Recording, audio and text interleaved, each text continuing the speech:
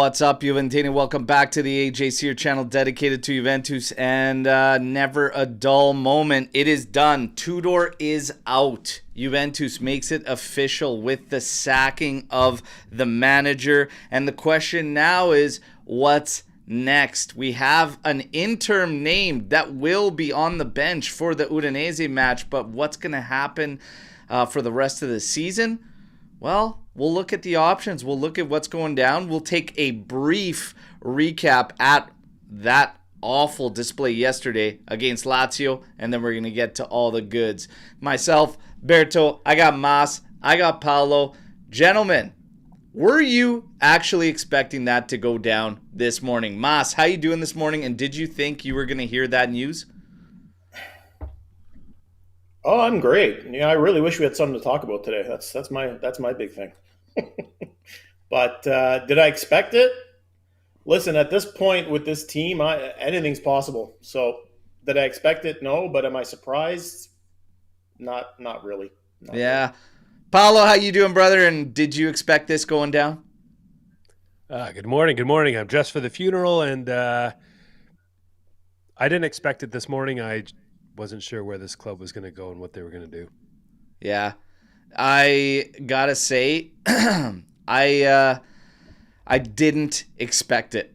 I thought we would get to, probably 3 matches after that Real Madrid one. And the early reports were that Tudor was going to stick together. Those of you who follow this channel intensely might have seen that the first thumbnail for this show was sticking with Tudor until it had to get changed to Juventus fire Tudor, because that's literally how the reports changed immediately. But it is official.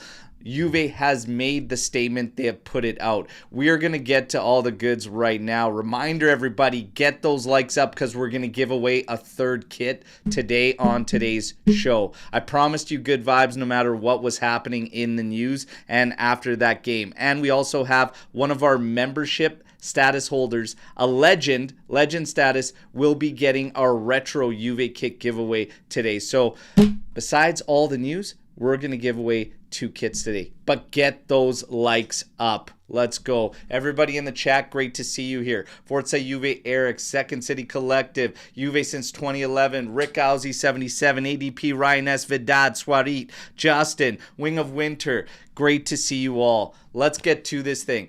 I told you, we're going to get to all the goods, all the news, but we are going to break down that game just really, really briefly, okay? We don't need to spend a lot of time on what went down there. That was disgusting. You're starting 11, Perin, Kalulu, Gatti, Kelly. Conceição at a new position at right wing back. Co-Miners, Locatelli, McKennie, Cambiasso with Vlahovic and David up top. We'll spend time on this game because it kind of does lead into what went down with Tudor. Because there are some key elements out of this game that I do think you need to look at when you assess whether or not this is the right move or wrong move, etc. So let's get into it. Highlights, disaster start. 8 minutes in, Juventus fall 1-0. Ridiculous from all accords. We'll take a look at this play real quick, and I was asking questions and I was baffled at how we even decided to get to that point, okay? Yes, we will say Jonathan David with a terrible header back, missing McKennie, okay? But let's take a look at the fact that there's 3 players there. I don't know if anyone's telling them to settle it, but let's go a step back. Why on earth on this play can you spot all the Lazio pressure around those 3 guys next to Perin that he had to pump this thing up in the first place? Is there even a need to, why? Why on earth? Look at this.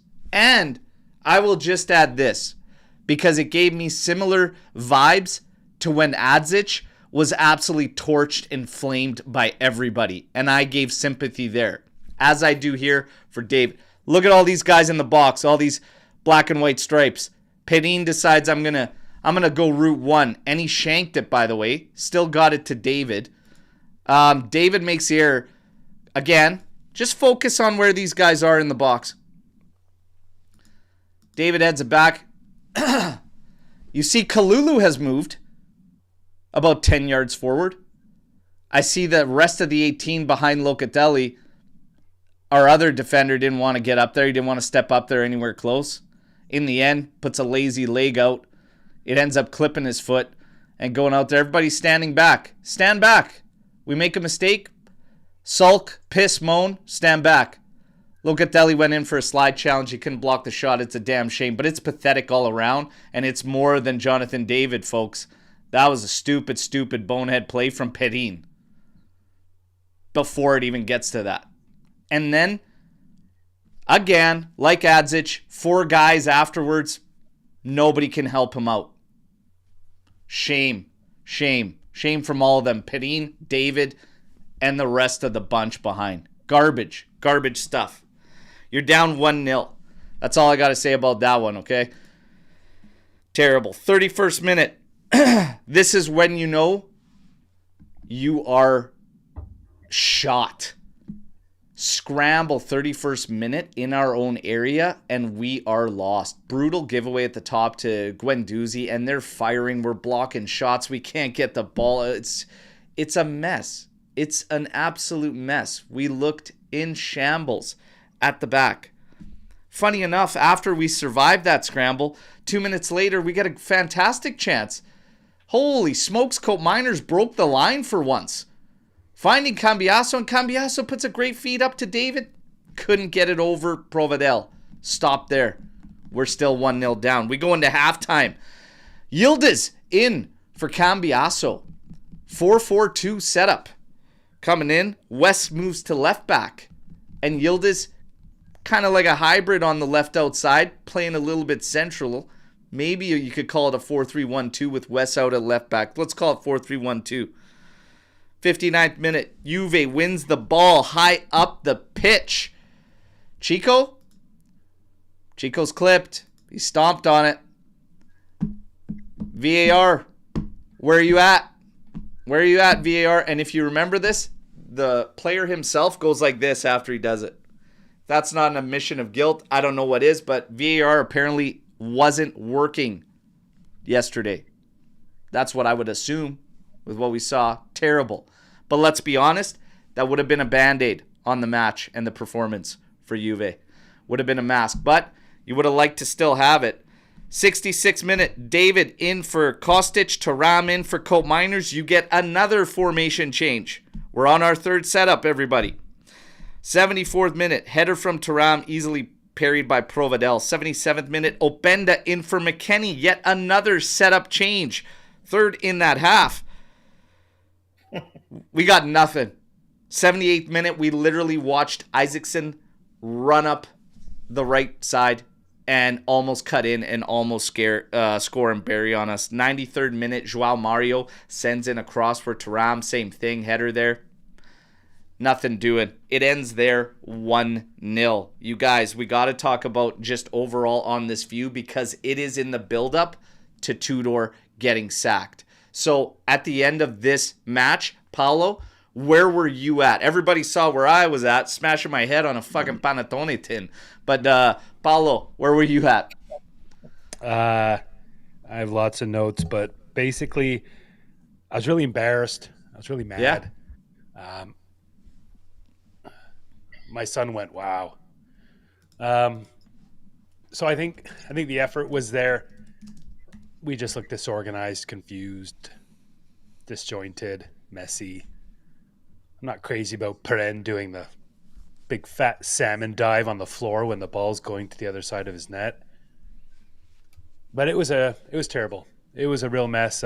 Disappointing, a little ashamed, a little embarrassed, really frustrated, sloppy, messy. Yeah. And Mas, your thoughts at the end of this thing?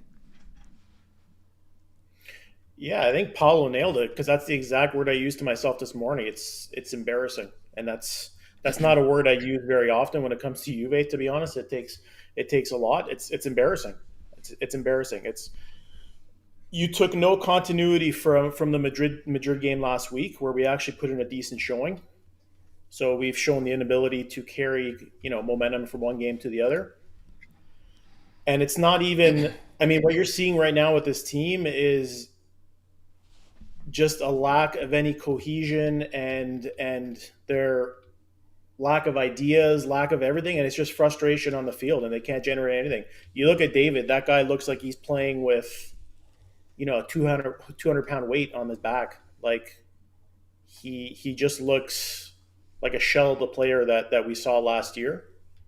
But like I said, frustration. You're seeing stupid aggression come out of our players when whistles go. I mean, shoving and pushing after whistles and talking to the ref and yelling at the ref. It's a mess, guys. It's an absolute mess. Like It's I a don't know where disaster. Yesterday was a disaster. Complete and utter disaster. Period. Michael G here saying Tudor was coaching out of desperation yesterday, trying anything. Absolutely that. Now, one of the talking points was, where do the players stand in all this? Where do we go from here after that match? I laid it out quite simple. Everybody has their hands in this. And we're going to talk a lot about upper management too in this whole thing, because there are some signs here in this decision to sack Tudor that will speak a lot to Comolli and company. But you absolutely, I think, had to move. I mean, the signs were there. If you're looking at Tudor, this was third different setup in 3 matches. Okay? You had 4 setups that you cycled through in 1 match against Lazio yesterday.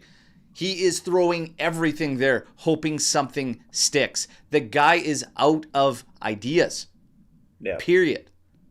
He is out of ideas. Bringing Yildiz on showed that too, right? A guy that you were supposed to rest. You can't rest guys because you have nothing as a foundation. And we saw that clear as day. Rest him for what? Fell into the same trap that Mota did before him. And I called it, and I was telling everybody that even with those victories, we all knew, and everybody was calling it, saying the same thing. The warning signs are there. There's cracks in the foundation. If you don't resolve it, they spiral and they get out of control. Tudor may have taken for granted the fact that they were undefeated, the fact that the results were still okay, and not actually looking to resolve some of the things that needed to be solved. He hit this point before even apparently realizing he needs 3 midfielders. We were calling for it way back. And that was one of the things that I did help a little bit. But ultimately, he's got a hybrid setup, and guys with hybrid setups aren't seemingly working out with Juve. That's a whole separate discussion. But is it the right decision? Did they make the right decision sacking Tudor? Paulo, right decision? Yeah, absolutely.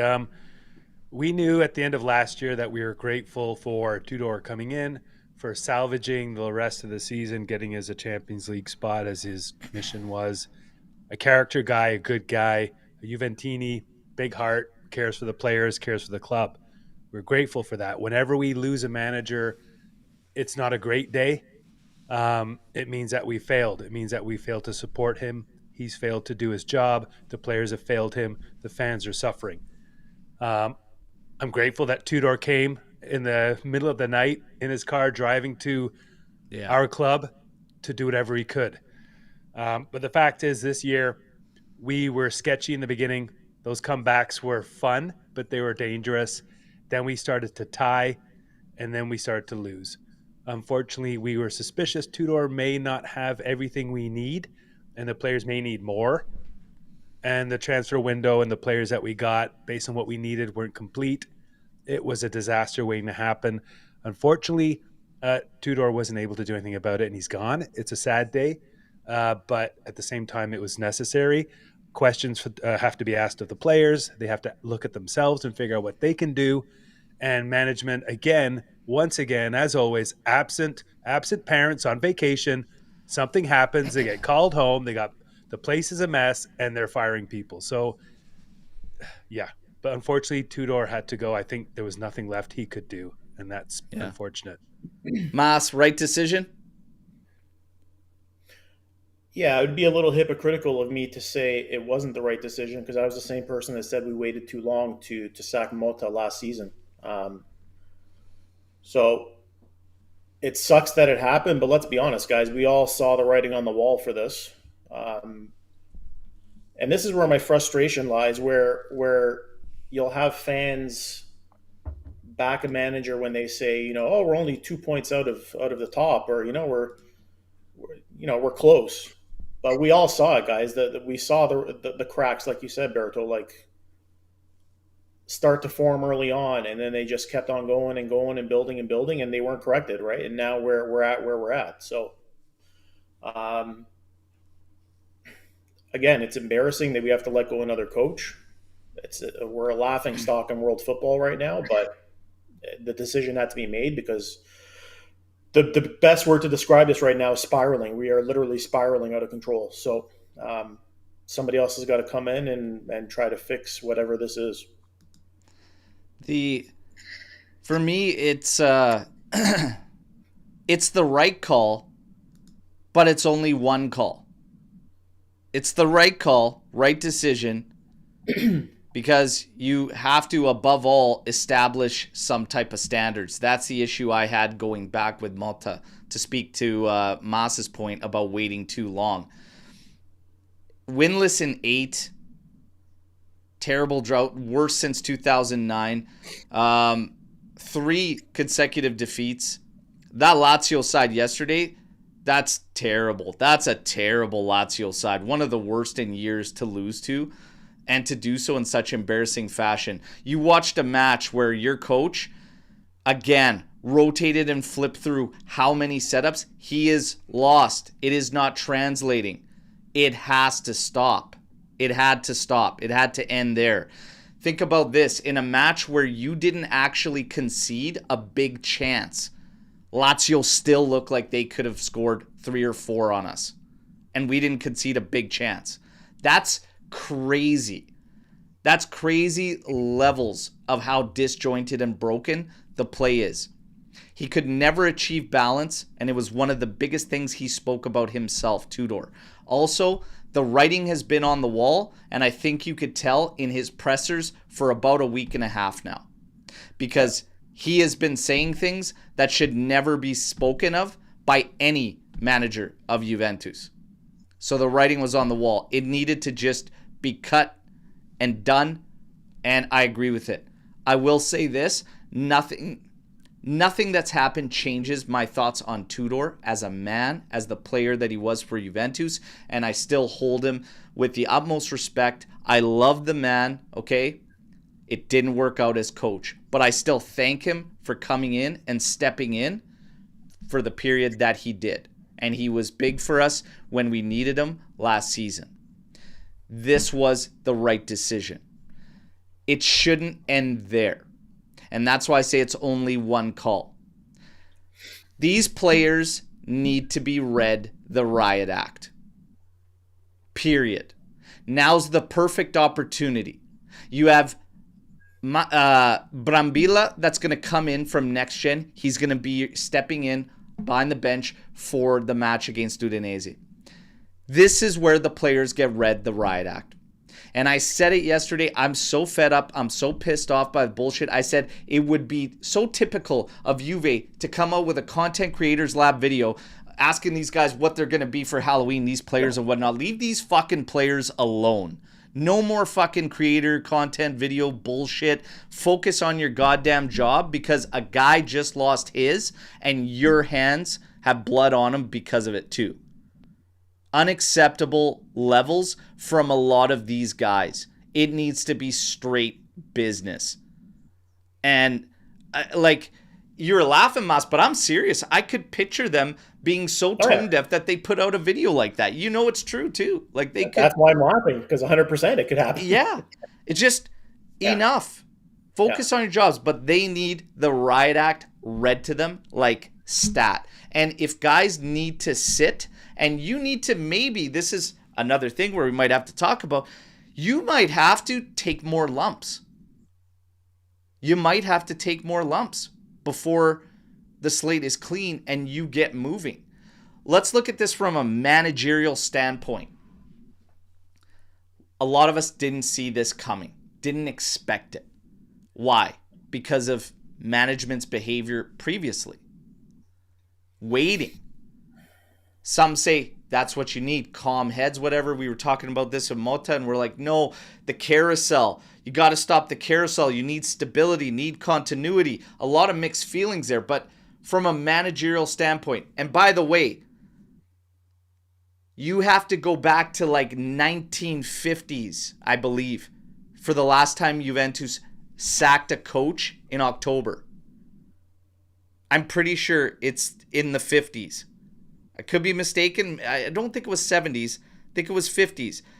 We are the first team in Serie A to sack a coach this season. What kind of vibes does this give you from management and Comolli, etc.? How do you feel about the management aspect of this by them stepping in this quickly? Let's start with Mas and then get Paulo's thoughts. Well, they don't want a repeat of last season, obviously.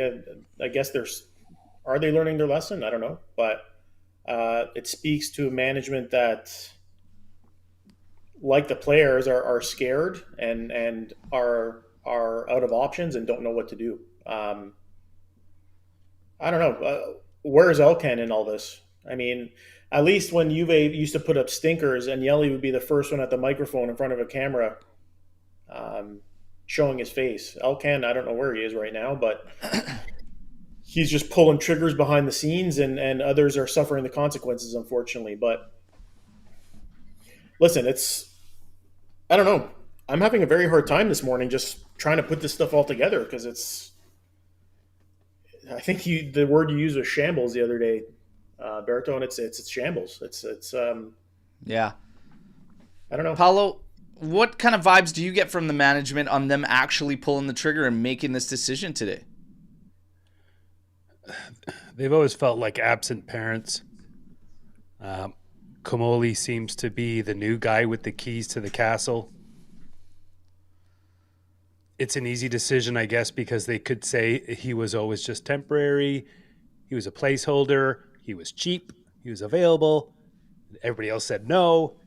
So it was really easy for them to do this. They had a way out, and they've been neglectful. And now Comolli is, like I said, the new guy behind the wheel, and I don't know what to make of him or his decisions or his authority or where his passion is, his judgment. We know Elkan and Ferraro are incompetent accountants, and there's no other vision or leadership available to put a context or next steps or a vision, a long-term plan to any of this. And I'm really disappointed. I'm sad for the club that you're right. It could get worse before it improves. And there's, as I said in a comment yesterday, there's things broken everywhere. Yeah. I don't know where you start. I'm going to say this. When I'm talking about this management, I mean, I said it yesterday, a serious club would act. A serious club would act. And you have to draw the line somewhere. You have to set some standards. You have to establish like this bar, and you work from there. Of course, it could drop below. Of course, things could get worse. But you have to establish where you want to be at, what's acceptable, what isn't. If you let it go, it spirals. It's kind of the same when you want to look at it under a microscope, like I said, with Motta and even Tudor. You have cracks showing. You don't pay attention, boom, spirals, and then it's out of control. It's the same thing here. You have to establish the line somewhere. I like the fact that they acted. It shows me some type of intention, some type of ambition about standards and setting the tone. However, Comolli and company will still be watched, and the reason is because the way they managed it from the summer and the fact that they are now going back into a period where we are asking the same question, who should they commit to? And it's all the same guys. And how they act from here on out will also pay dividends as to how we feel about these guys. Right now, Elkan, since calling the shots, is not batting very well at all, okay?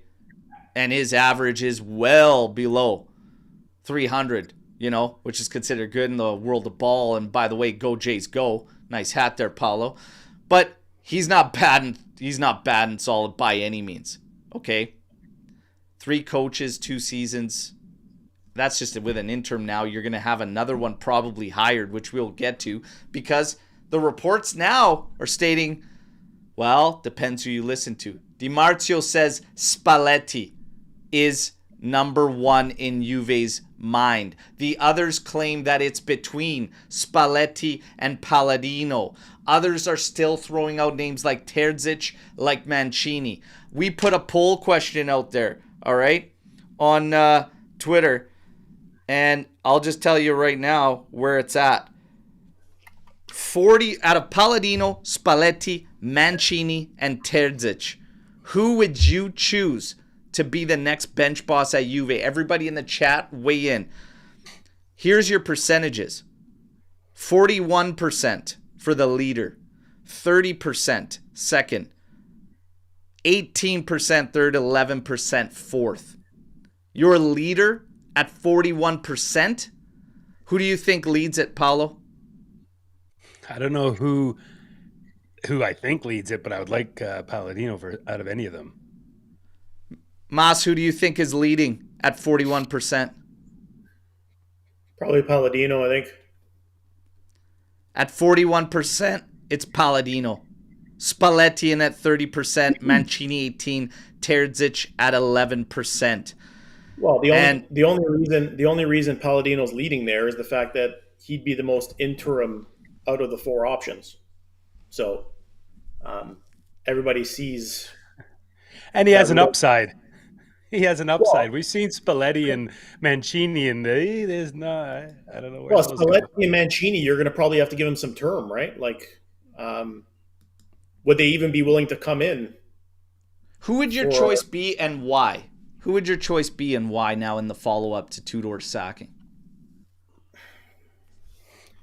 It would probably be Palladino, just for the point I said. I don't think he would last more than the season, and then we can hopefully find a long-term option in the summer. But the name Spalletti and Mancini don't excite me. Terzic, I know very little about, to be honest. So I wouldn't place him very high on my option list. Palladino did a pretty decent job in his past. I think it was Fiorentina last. But I don't know. Anybody coming in right now, it's going to be a tough go for them. Paulo, who would you like to see hired and why? Well, I guess it's going to, out of what we have to choose from, I suppose it'd be Palladino, because Spalletti's nuts. I don't want that guy anywhere near our club. He's a nutcase. Mancini's he's an old dusty rag. I'm not interested in having him in. He'll want terms and he'll want money. We can't afford any of those things, apparently. Palladino will be probably agreeable to playing out the season. He won't have high expectations about sticking around. He won't demand $200 to $300 million in the summer to redo the lineup. He's probably going to be manageable from the management perspective, because he'll kind of do what he's told or be given free reign to do what he wants.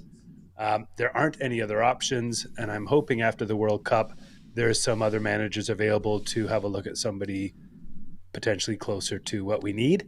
So, yeah. The main issue here that's got fans kind of butting heads on this whole thing is you need experience. You need the calm head right now to come in this particular situation. Going from interim to another interim doesn't do anything for the team. How do you feel about that argument?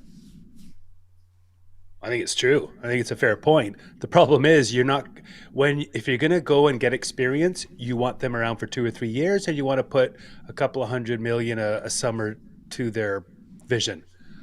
We might not make Champions League this year. A more senior manager might help us get there. If we don't make Champions League this year, we're done. So I get that as well. Another good reason to have experience, but you don't want that experience. You want something it's going to be an expensive investment anyway. So you may as well wait till the summer to get the right kind of person and ride it out. There's players out of contract here. Things are going to change over the summer. This isn't the experience you invest in right now. Yeah. And Mas, your feelings on that debate topic about why go interim to interim and you're one of the guys that wants Palladino, so why interim to seemingly another interim? Just because the fear is, I'm not convinced that Spalletti and Mancini, if those are the two options, would be here short term, and I don't have faith that they could turn the ship around, being our long term option. So, for me, bringing another interim and try to ride this one out the rest of the season, then take a look in the mirror in the off season, see who's available, and then make a solid option. We got to stop deciding our managerial route mid-season going forward. This is just like, this is a clown show. It doesn't make any sense. I guess there's no continuity. There's no plan. There's no vision. There's nothing, right? It's not the way you do it. Yeah. And, to Trey's point here, Palladino would be the fourth straight coach we hire where Juve is their biggest job. When did we become some charity case? That's a good point, too. It goes to this whole experience thing and whatnot, but I'm going to still put it on management. These guys, these options were available to Juventus this past summer. Yeah. This past summer, when Comolli decided to what? Extend and go after Tudor. We are going to continue with Tudor. He waited so long that it looked like an absolute joke from a media perspective. He let them control the narrative. He already started off on the foot that Tudor looked like an absolute laughingstock rather than us controlling the narrative. Furthermore, why did you decide not to go with those guys in the summer? I need to know why, because nothing would have stopped Juventus from going for Mancini, Spalletti in the summer. Why did they not do that? Whose vision are we following? And this is key for me. Who the fuck is Juventus right now? Who are we trying to be? What is the vision? What are we going for? What do we want to see on the pitch? What are we following? Because you chose Tudor for some type of reason. And another reason why I'm skeptical on these guys at the top right now, and Comolli included, and I don't give a fuck if he's only been here for a few months, is because 25 million is now paid out on coaches that are not at Juventus between Motta and Tudor. So, with all due respect, John Elkann, you've always been the money because you are CEO of Exor. But I don't give a fuck about the money paid to coaches that are not here either. It's your job, if you are going to be overseeing things, that they move in the right direction and that we see progress. We are not. So for me, the immediate fear is that we go in and we commit to one of Mancini or Spalletti, and it's just another disaster, because Allegri was also part of this, who is an experienced manager and far better than both of those guys. And we had issues even with Massimiliano Allegri here. And that is why, for me, experience won't cut it. It goes even further above. How do you know who you want to commit to as a coach? How do you know what players you want to bring in? What are you trying to build and trying to do? I called it last year and I said we were heading down this road that was going to get smacked right into this crossroads of ambition and finances. We're here, everybody. We are here. Big major crossroads for upper management. My thing is, it might not make 100% to everybody to go interim to interim. I need the right guys to feel confident in what we commit to next. And I don't feel that way about these guys. Because Comolli has immediately, you guys made a decision with Tudor. And there's news breaking out everywhere that we didn't even support him. So what are we doing? That's my thoughts in general. It's there. It's at the top, and I'm not confident in committing to Mancini or Spalletti. Therefore, I would say Palladino come in and get the best out of it. Try to make the best out of what you got. And at least he has ideas. At least he has ideas. But that's where I'm at. And listen, if he's okay with coming in with a clear idea that it's really just this season and he's okay with that, then to me that seems to be the best option. I mean, it's beneficial for him to come in because it would gain him some exposure if he were to come in and kind of right the ship, get them to Champions League, and then maybe he gets his next job after that. But he cannot be, like you said, he cannot be the manager next season. I mean, we'd just be sitting here this time next year doing the exact same thing, right? Dells has a great point here too, and saying the problem, Al, is that the upper guys aren't going to sack themselves. We need to focus on what we control. I think there's, it's tough, but these are the times where more pressure needs to be put. Like, we give a lot of flack to the Ultras for a lot of this nonsense I think that comes with it. These are the times you rattle cages. These are the times you make the noise. These are the times you shine the light where we all feel it needs to be shone on, and that is the guys at the top. That's where it needs to go. But for the most part, Dells, you are right. We got to focus on what we control. But if you're still asking me, my gut tells me, and it's always told me this in business as well, I don't like making commitments out of desperation. I don't like that. I feel like Juve is like this gift shop or boutique Starbucks or something at Exor. I feel like it's this thing, this piece of this big mindset of attention for Elkin and his buddies and the board.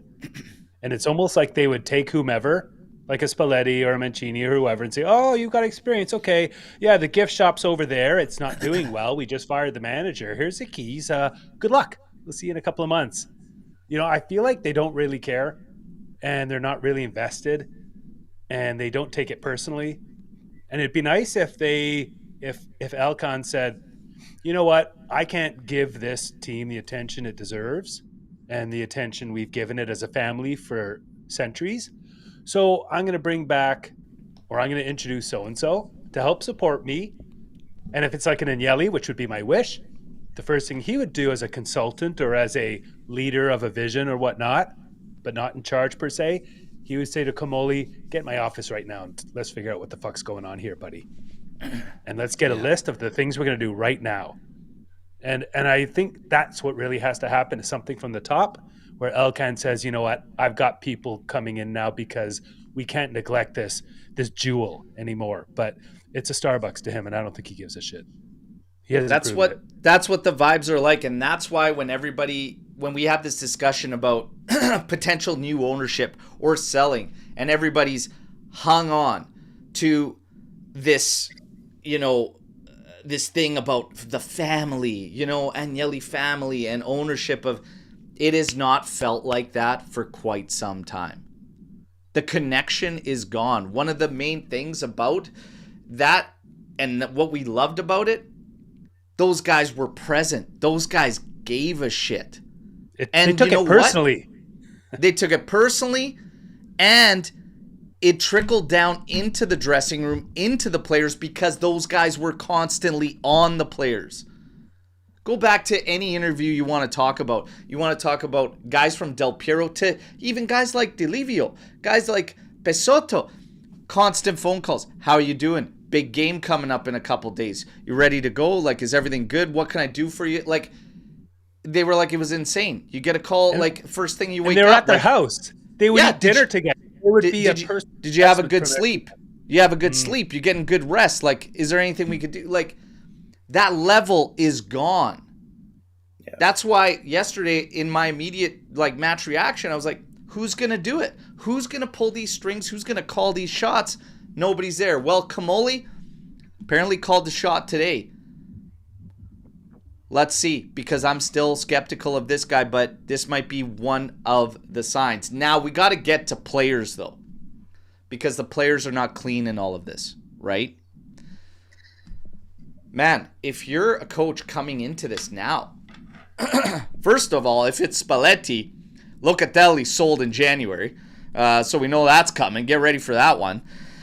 Look, is he coming into a team that he can actually make a turnaround for? Do you think these players could actually react positively and turn things around, given the circumstances that it's for the large part the same squad that hasn't been able to turn around for guys prior? What are your thoughts on that, Mas? Can the players make the turnaround on their own accord for a new manager? I mean, there's always that short-term sort of boost when you switch managers and you play, like we saw with Tudor last year, right?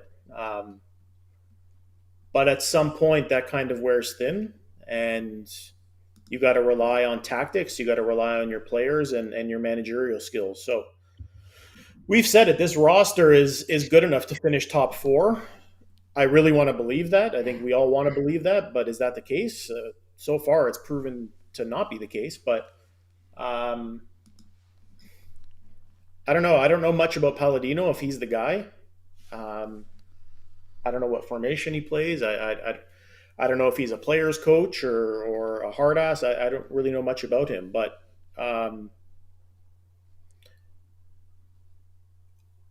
we're in this spot where we don't know if it's the players, we don't know if it's the manager.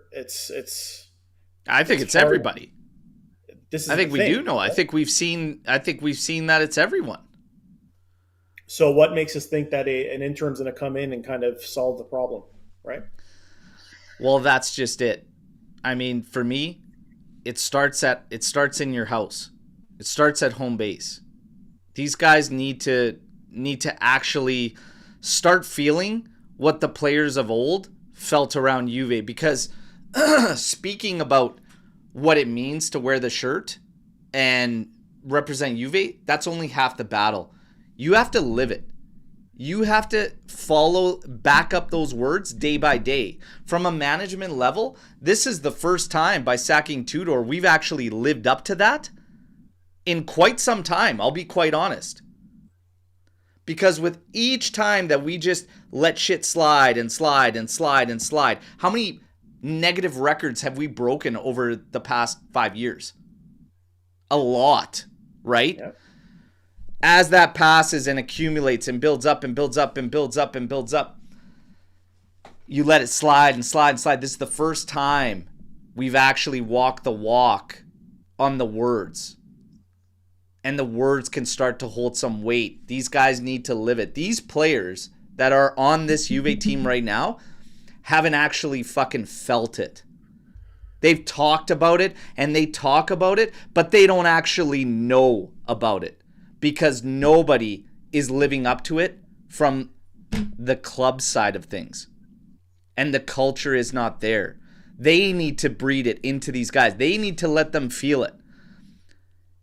People might laugh at me with something so simple as content creator videos, but I'm serious. These guys have done nothing to get the fame and to push them out and to do... No, fuck that. You're here for one thing and one thing only. I don't give a fuck what you watch on Netflix. Like, you need to start performing at a consistent level. But the question is, who's they, right? Who do we have in place, be it on the field, be it our manager, be it in management? Who's the they to instill this culture and this history into? That's my problem, is because right? There's nobody there. In Elkan's plan right now, it is to be Comolli. Well... We're stuck between this. We're in this spot where we're still trying to be this legacy team that has all this history, and we talk about the great Juves of the past and how, you got to bleed for the shirt. And then on this side, there's the finances and there's business and there's progress. I mean, we can talk about history all we want, but if you don't have the proper people there in place, to actually instill these values into the team and these players, a lot of them that are very young, right? Lack of experience, lack of leadership, like we said. I mean, we can talk about it all we want. It's never going to happen, unfortunately. You have to act it out. You have to follow up. This is a follow-up from Comolli. It's the first, but I still have a lot of flags kind of up around him. So I'm a little weary. I still think at the top, this team needs a restructure. They need a vision. They need to know what they want to chase as an identity, as a club, as an organization. Who do they want to be? Because it's just been scrambled for years. It's a freewheel. And that ain't going to cut it. So the coach can get fired, but these players, I'm telling you, you've got to start actually making them understand and feel it, because it's still been like a vacation. If you look at Juve clubs of the past and their treatment, how they were worked, how everything was run around the organization, it's a cakewalk out here for these guys right now. They could talk about it, but they have no idea. They have no idea. I think you're onto something, Bert, because now's a chance for the players to prove it's not them. It's a chance for them to listen to whomever comes in and gives them a different plan to make it look like, oh, see, this is a better plan. When we watched them play yesterday, we watched a bunch of professionals who didn't look professional. They couldn't complete passes. They weren't communicating. They weren't running well without the ball. They weren't positionally organized. They were erratic. They were confused. They lacked confidence. So they have all these issues, right? And I thought when I was watching that yesterday, and I thought about the Como game. And the reason I thought about the Como game, because in the beginning, the cameras were in the change room. And you could see the change rooms in Como. Like, Como's a very humble stadium. It needs a lot of repair. It's not very big. It's not at the level of a Serie A stadium should be, or a professional football stadium should be. But when you look at the change rooms and you see the Juve players and the Como players, the change room is about the size of a shoebox. And they're kind of all squished in. They're stepping on each other. They're trying to get their gear on and whatnot. But there's a sense of humility in that change room when you think about Como and what they're doing. And I'm not going to make this the Como channel, but they were geared up to go and play on the field. They have a very humble change room. The facilities aren't great. It's very old. It's falling apart. But on the field, they gave everything. And they worked really hard, and they ran, and they hustled. And that's the mentality that got them that 2-goal lead in spite of what we weren't able to do ourselves on the pitch that day. Maybe to that point, our players are a bit spoiled. The Juventus grounds are beautiful. The stadium's beautiful. You've got the social networks active. You got J Medical buildings. You've got a really beautiful structure. It's almost like a resort. And do these players realize how lucky they are? Do they realize who they're playing for? Do they realize what's on the line? And do they realize when they lose 2 games in a row, how shameful that is when they just came from a tiny change room in a defunct club that is now, I guess, 5th place or whatnot, who's outworking them and out playing with more heart than a Juventus club. So the contrast in that little change room and what I saw there was interesting to me. And I think our players have this chance to try and prove everybody wrong, because they're holding a lot of the responsibility out there as well. Yeah. You've also got this feeling like, again, Elkan, he's not around. My boss isn't around, right? But this is the moment. This was the one time where Comolli now shows that, hey, Elkan's got me here. I'm in charge. I'm making this call. And I hope he backs it up with a riot act being read to the players, because they really do need one. There are some out there that are speaking to the instability at that coaching position now, and even just the instability in general. 2 sporting directors, 3 seasons. 3 coaches, 2 seasons. Is the constant instability at that management level bleeding into the performances as well? Do you think that coincides with it as well, guys? Yeah, absolutely. How many times do we got to say it? It's a top-down thing, right? It's, the blood flows all the way from the top to the bottom. like I said, we've all worked in corporations where we've had bad leadership, and it reflects poorly on the entire company, right? When you come into work every day and there's constantly, turmoil, how can you have a clear head to go out there on the pitch and do what you need to do? Um, Yeah. I don't know how many times you got to say it. This is a top down thing. This isn't just a manager and the players on the pitch. Anybody you talk to who's involved with Juve, it's a total disaster from top down, right? So It's it's a tough spot. Like I don't know, man. I think about like if you put yourself in these players' shoes, if I'm there, like they gotta be feeling all sorts of level of embarrassment right now. absolutely, Like it's gotta be just huge levels of embarrassment, and rightfully so. Um, these guys need to, like, whatever leaders are there in this team, they need to, like, not be 150% next game, but they need to be 200% the next match against Udinese. Ultimately, that game, it shouldn't even matter who's on the bench for Juve. Those guys need to, like, pull it in, but then you start to look around, and that's where it starts to come in. Something that we've talked about for some time now, right?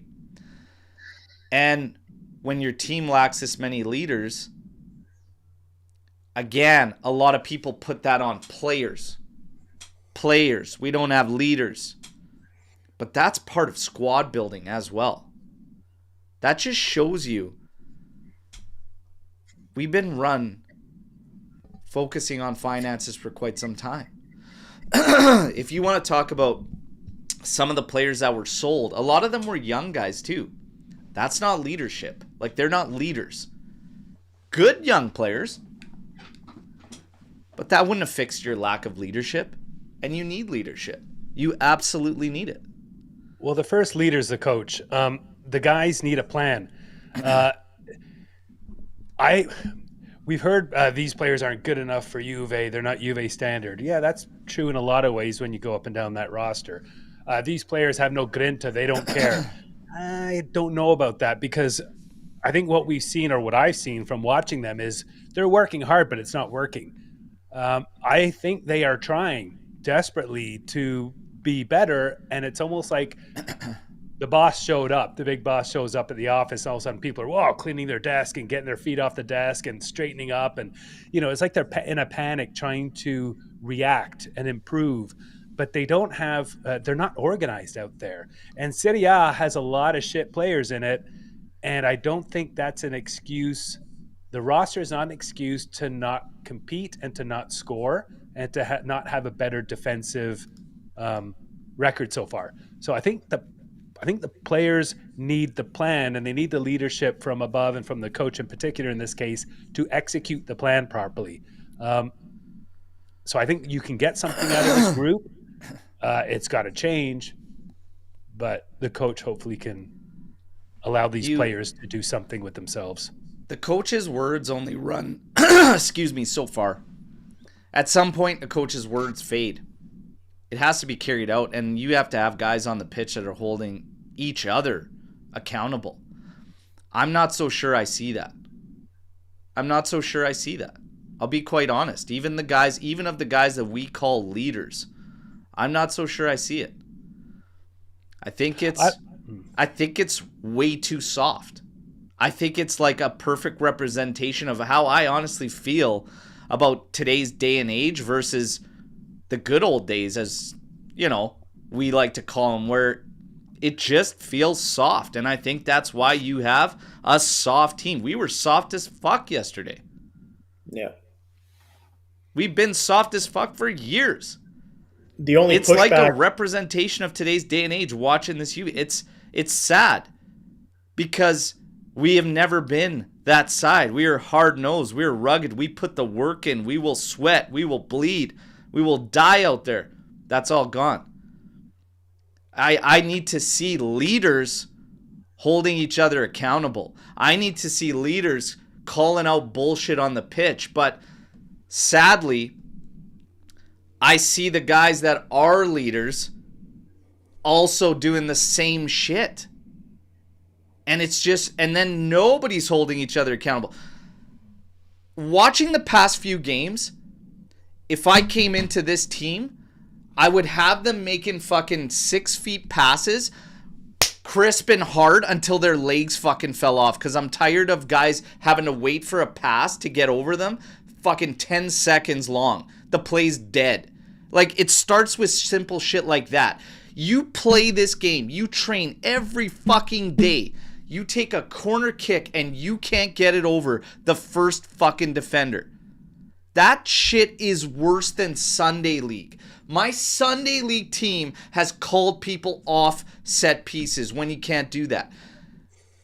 Leadership, like, guys, nobody is being held to a standard. It is crazy. We do fundamentals that are not at a level. Yes, a coach's game plan is one of the shortcomings that we've had. But these guys need a lot of help. And whoever is a leader on this team right now, or considered to be a leader, needs to start putting guys in check and actually acting out on all accounts of a leader. But I don't even think they have the confidence to do that. Yeah. And that speaks volumes. Yeah, you're probably right. And part of what you practice, part of what you do all week is supposed to appear on the field, right? At that point, apparently the coach can do very little except you execute what you've been working on. And if they haven't been working on tight shapes, short, small passes, the things that you're saying you'd like to see, that I'd like to see as well, you don't see it on the field. But Locatelli's a bit of a quiet leader, right? Yildiz is a leader, but is by example. Bremer is a quiet leader too. And he's, so the type of leadership we do have is not really the type that's going to impact. But also you don't have ownership having a press conference after saying how the ref has once again cost us the game, how other teams antagonize our players trying to draw them into cards all game, how refs don't give us a benefit of the doubt, or whatever. So we don't have a leadership that is standing up for us either in Serie A, never mind players on the field. So that also trickles down a bit to me as well. I don't want to be the complaining league, but if I feel a certain way, I don't want this team making pressers around the officials. I'll be quite honest. Even though they're shit and they're dog shit, I mean, you can make a comment here and there, but I'd be careful how we push that, just for the simple fact that we are so soft. We are so soft, and I mean, as an example, like going out there and getting after City. I mean, the officials are garbage. That was yet another instance. And I mean, you would be right if you said that Verona was costly to us, and you would be right that we missed a PK yesterday. You would be right in saying these. But at the same time, we are just not playing at a level where you want to open up a can of worms like complaining or doing that, right? Like, we need to sort our own it's a shit lot out, right? It's a lot easier to do that when you're playing well, right? Yeah, you can take those shots. You can make those statements when you still back it up on the pitch, because you got that attitude that, hey, we don't need it. We don't care. We keep fucking going. And we need to be a machine like that. We need to think like that. You see it, if you guys recall, from the beginning of Tudor coming in to the Tudor that we have just seen now, it's like a cycle. And we had it with Mott as well. And this is why I'm really I don't know what the answer is. I don't know how they've sorted out with these players, but it has to happen, because they get into this mode where they find something new and they start cooking, and they believe and they're wholehearted in it, and the fight's there. And then as time goes, when they hit even just the slightest of stumbles, well, here comes the sulking. Oh, here comes the moaning. It's not going our way, whatever. They did the same thing with Tudor now. The exact same thing. If you go to the end of the last season, building up into this one, and it's over the past bit now just been sulking, moaning, hands up, quitting on plays, throwing hands up. When you start seeing things like that, that's where my blood starts to boil. That's where my blood starts to boil. Because that affects that effort level, that compete, that everything. Dude, you have accomplished nothing to feel so hard done by. You go out and you, like, fortune favors the brave. You go out, you create your good fortune. You fight. You don't, we don't piss, sulk, and moan. If you're the next coach of Juve, I'd start there. Guys, what do you feel sorry for yourselves? Don't fucking feel sorry for yourselves. Like, pick your head up, give it a fucking shake, and let's go. But there's nobody on the pitch to back it. There's nobody, right? And holding each other accountable. The captain would be that guy, but he's not that guy. Like we said, he's not a vocal leader. So there's nobody on the pitch that can grab somebody by the jersey and be like, get your shit together. Stop it. Let's go. Let's go play. Right. And my point is that there's nobody up and down the top. And where it goes to the next level is that Tudor also allowed that shit to happen, because Cambiasso should not have played that many games shit in the bed in a row. And that sets a dangerous precedent as well. On all levels, these guys, we have a ton of work to do. But the decisions, Spalletti, Mancini, like Palladino, like, guys, let's see what they call. We're going to get to Storm the Barn. This is Wild Stuff. Reminder, everybody, get those likes up. You're doing a good job, but let's ramp them up for a kit giveaway, okay? The third kit. Let's go. Any news on a new president instead of for... I wish. Absolutely nothing. Absolutely nothing on a new president. Honestly, I don't care. I feel nothing. Everyone needs to go from top to bottom. Sacrifices like Yildiz and Bremer may be necessary. But when you cut out cancer, some healthy tissue has to go to. Wow. So, remember what I said a little bit earlier. You might have to take some more lumps. Going interim to interim, it might mean that you don't go in top 4. It might mean that you lose out on that revenue. You might lose Yildiz. Might it be necessary to do that? Take your time and make all the necessary and proper decisions in the summer. Guys, that's a spicy Storm the Barn from Calvin. What do you think? Paolo? I think it's interesting. Those big decisions need to be made by not Comolli and not Elkan. I would rather those decisions be made by somebody I would trust and believe in more. But I think it's an interesting question. Interesting proposition. It's tough to think about that right now when you're looking at everything and you say, you know what? Our best players need to go before it starts to get good. If we don't make Champions League, there's going to be more selling. That'll just resolve in its own, because we may have to sell them anyways. So if your Yildiz this morning, seeing all this shit, being the bell at the ball in terms of all these other teams courting you, like, you're calling your agent. Yeah, what would make you stay? If it's me, guys, I'm not staying. Like, this is not a long-term thing for me. Let's play out this season and then get me the heck out of here. Like, I don't know. This is like, I can understand. Obviously, when you're looking at things right now and you're talking about what we're going to go into a summer, we're going to get rid of Bremer and Yildiz and go from there. But in the grand scheme of things, if you look at what's been happening, if you had a point, because the financial loss is actually covered. So yeah, you lose revenue, obviously. You're not in Champions League, but you sell big key pieces, you start to build and you start to like reshape a team. For who though? This is my biggest thing. Like, who are you reshaping the team for? What's the vision? What are we moving to? I can't just sit here right now and say, yeah, let's sell Yildiz. No, like, what's the play? Is it for Spalletti? Fuck that. Yeah. Fuck no. Like, I'm not selling anybody for that ass hat. So, like, what is the actual plan? But I understand the premise of what Calvin's getting at, because we've been clawing. We've been clawing, and fighting for top 4 now, and you keep hanging on and hanging on and hanging on.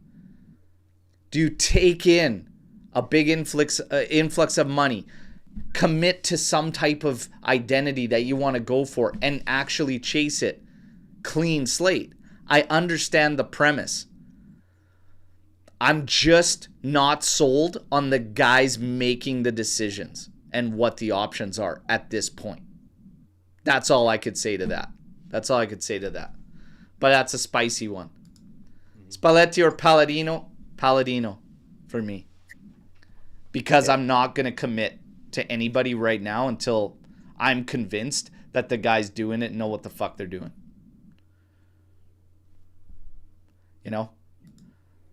That's where I'm at. It's the right answer. Juve Udinese, win, loss, or draw. Brambilla ball. We get Brambilla ball. Fuck yeah.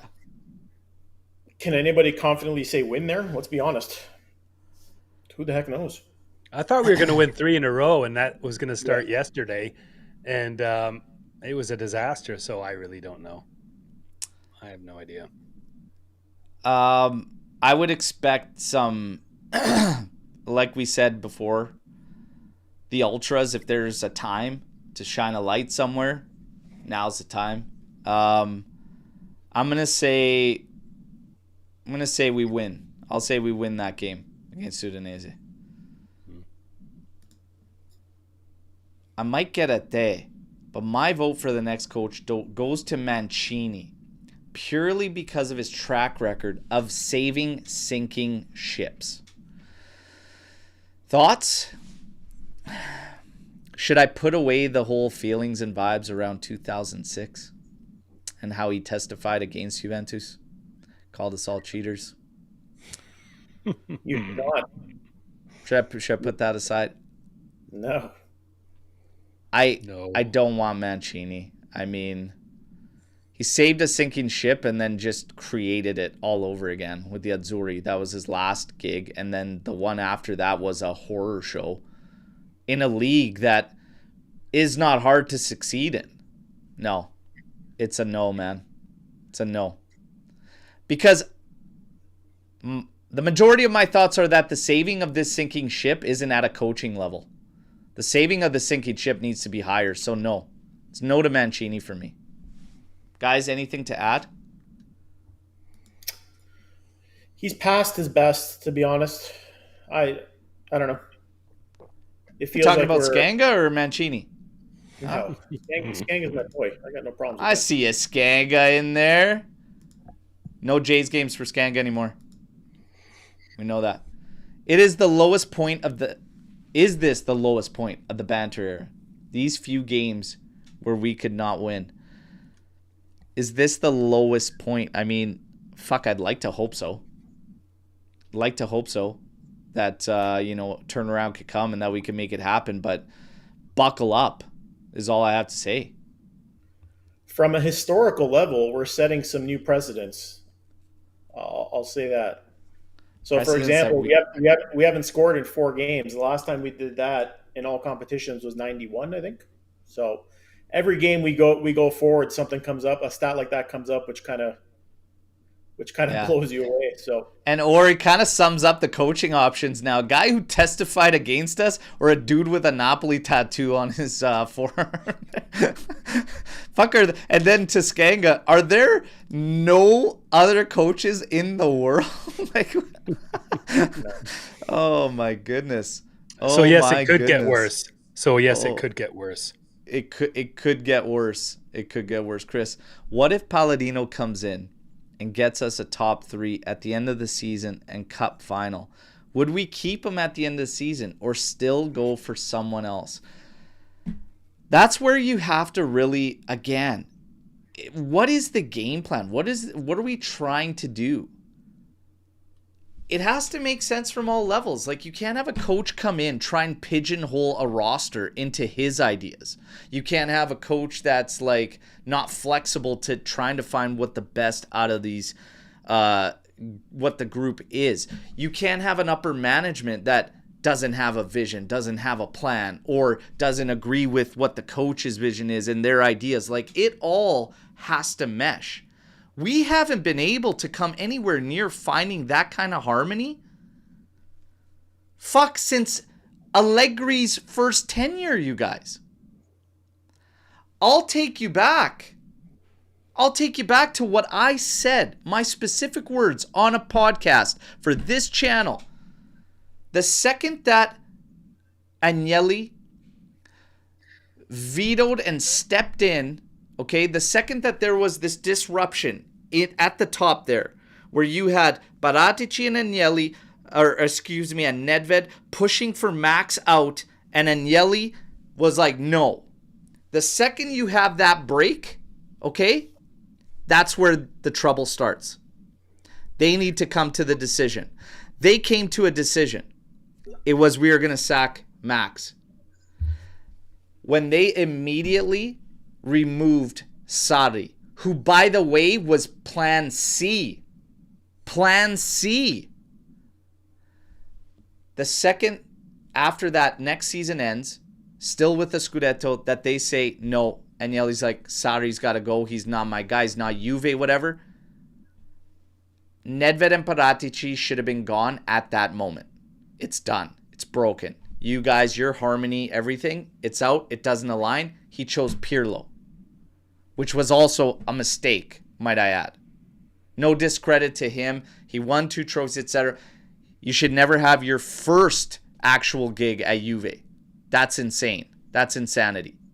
But that's where it starts. From that moment on, we never had true harmony. From a coaching position to upper management and brass. And of course, players are affected there. We haven't had it since then, you guys. Should we be that surprised that it's been a mess when you don't have that harmony? We haven't. Yeah.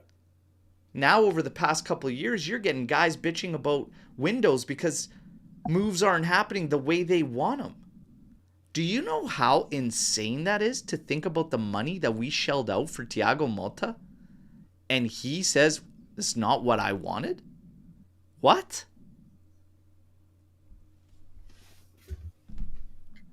It's mind-blowing shit, boys. But it has to stop.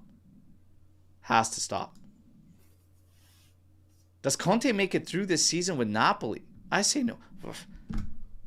No. And I don't give a shit. That guy's dead to me. Told you. Yep. Summer, dead to me. What is the longest winless streak in Juve's history? I actually don't know the answer to that. Never had to look it up. Never cared to. Is this it? It's sad that we're at that point that we need to look for it. I think this is it, isn't it? Nah, I don't think so. This might be it. What are we at, 9 now? 8. I think 8. Let's try and see. There's a lot on of their players longest winless streak in 16 years. I don't know what the longest one ever is, though. Yeah, that's terrible, man. That's terrible. That is just awful. I like honestly, I don't have the stomach for a lot of what's going on around us now. Everyone out needs to start trending. Everyone out. Oh, blow it up. Blow it up. Jay Barber, get out of there. You're Is done. Poop our biggest flop of the last decade? Of the last decade. Would Arthur still be the top? More money. Yeah, but he didn't come in with as big of an expectation as Coop Miners did. And we paid more money? That sounds like a flop to me. Fuck, that's nightmare. That's nightmare stuff. Yeah. Arthur's got to be the worst signing, man. He didn't even play 50 matches for Juve. I know, that's what I was going to say, is that Coops failed on the field often, whereas Arthur's failed kind of holistically, not as much on the field. But dude, yeah, Arthur's got to still take the cake as worse, man. but Does it's close. Douglas Luiz somehow make it into that list somehow, do you think? Yeah, As but an we got rid option? of him. Or at least I Yeah, think it's we one got rid one of him. year and done, right? So, well, he, hopefully he Could be keeps it back. rolling with Nottingham. Hopefully he keeps it rolling. Could be back. I've said it in the Army chat. In my opinion, in today's football, the coach is a lot more important than the players. It isn't 1990 when the players made the difference alone. Guys, thoughts on coaching influence? How important? If you were to split a percentage out of the 100%, what percentage would you give the coaching's impact and influence? In Serie A or in general? In general. I think 60-40 coach, 60-40? maybe. I think 60-40 is probably pretty fair. Yeah, I'd probably be there too. So we lean that a little bit more goes on the coach. I think you'd have to. I mean, you'd have to. I still, as much flack as we've given players today, we've really ramped in on everybody. These types of shows, I get it. I don't really have the stomach for what's going on around Juve right now, but it is what it is. There's too many teams that don't carry half as good a squad as us that actually play cohesive football together. Anybody that tells me that this group of players that we have is not capable of better, I completely disagree. And I know that we've said this for a couple of years, but we've also had a couple of coaches back to back that have hybrid ideas. So you know what? Maybe one of these dinosaurs, maybe the bald man that thinks he's a philosopher because he plays a straight up 4-3-3, maybe it'll work because it's just fucking standard basic and just go. Might be better than a 3-4-2-1 with a hybrid mid thing going on, and it might be better than this 2-7-2, which was actually a 4-2-3-1 where he wants a fullback fucking coming in there being a midfield. Maybe just straight up line him up and fucking play. Might be the call, boys. But I'm telling you, a coach's impact is big. It's big. We have been so scattered. The balance is awful. I have no words for some of these performances. I have no words. And coaching impact, I mean, also when you see the same mistakes over and over and over, what the fuck are you doing in training that they're showing up over and over and over? You know what I mean? Like, that's coaching too. It's not just in game. It's not just it's like all of it is a part of it. I don't know. You guys, we got a few more Storm the Barns, but let's give some kits away. Let's pick it up here, okay? Let's give some kits away. Guys, memberships. We have 3 tiers. Our legends, okay? Top tier. Every month will be eligible to win a retro kit, okay? Here we go with today's. Kappa. Retro. Beautiful. Of course, our guy on the back. The first winner was Nino. Nino won the first one. That was the 04 Nike pink one. The winner today is Pino. Pino Bianconero. All right. Always in here too. And he's been in legend status for quite some time. Skanga, sorry, buddy. You didn't win this one. Okay? You didn't win it. You didn't win it. But Pino, congratulations, my friend. Reach out to us. He's always in touch with me. We talk a lot and stuff. So happy that he ended up getting this one and winning this, okay? And the legends, hey, next one's on deck for the legends.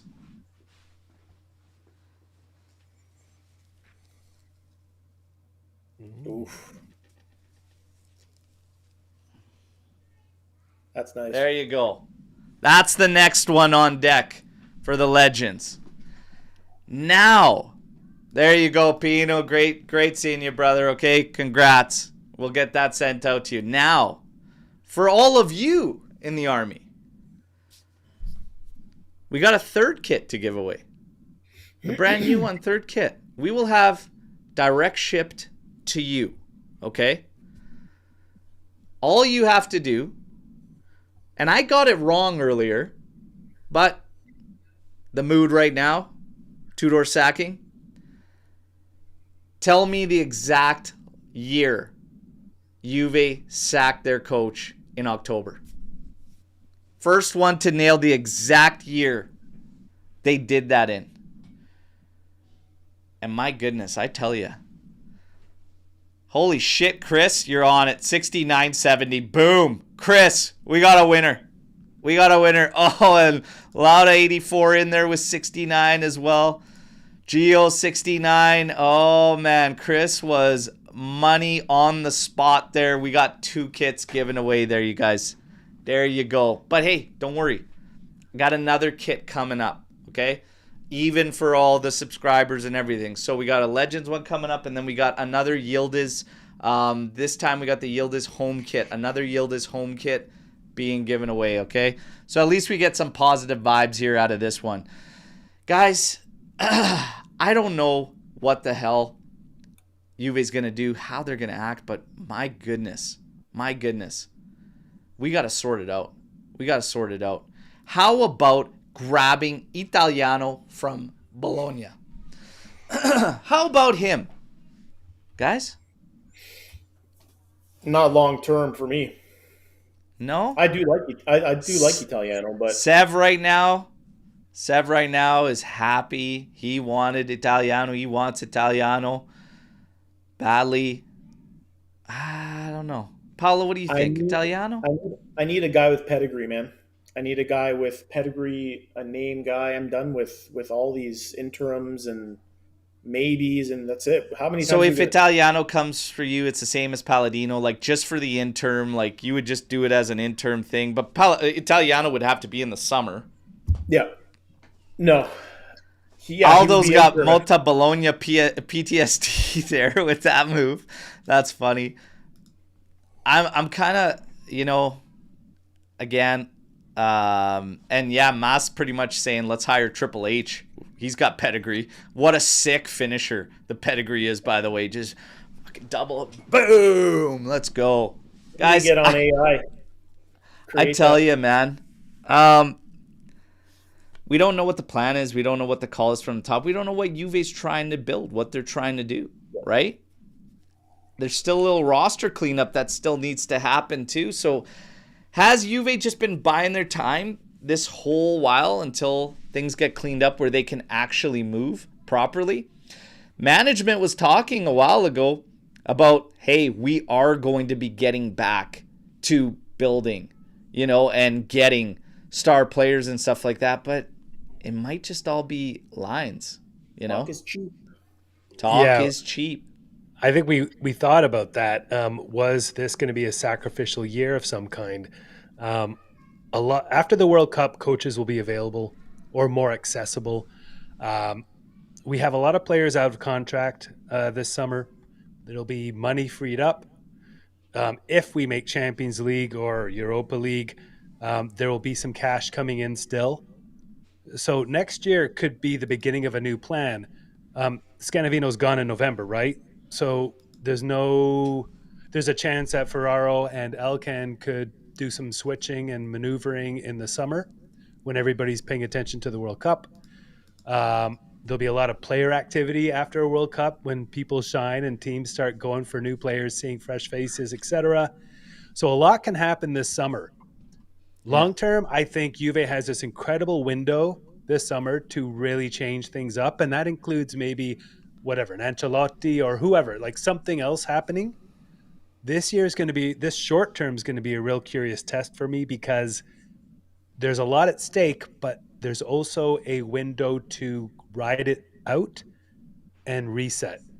And not saying I'm a fan of one or the other, but I wouldn't be surprised if the business people are looking and saying, you know what, can we just get through to summer? And a lot of heads nodding saying, yeah, let's just get through to summer. Well, we'll see. And right now, first contacts have been made between Juventus and Luciano Spalletti. He's been offered a 6-month deal with an option to renew. He is favorite for the Juventus bench. Wow. Roberto Mancini remains as plan B if an agreement is not reached with Spalletti.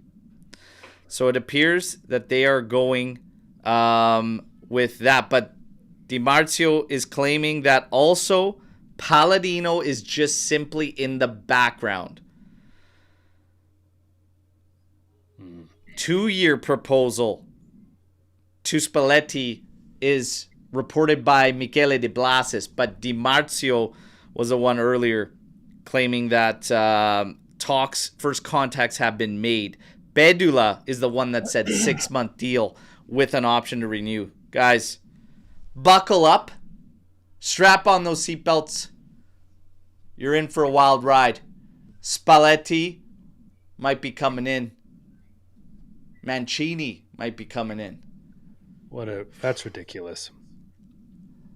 Let's see if it goes sideways with those guys. And I mean, hey, we say Locatelli out because Spalletti comes in. How's that going to play out? Because say whatever the hell anybody wants, that's your best midfielder right now anyways. 100%. And he comes in there, what's he going to do, bench Loca? Seen that show before. Hopefully it works out, though, whatever the hell they decide. Spalletti has an offer in front of him.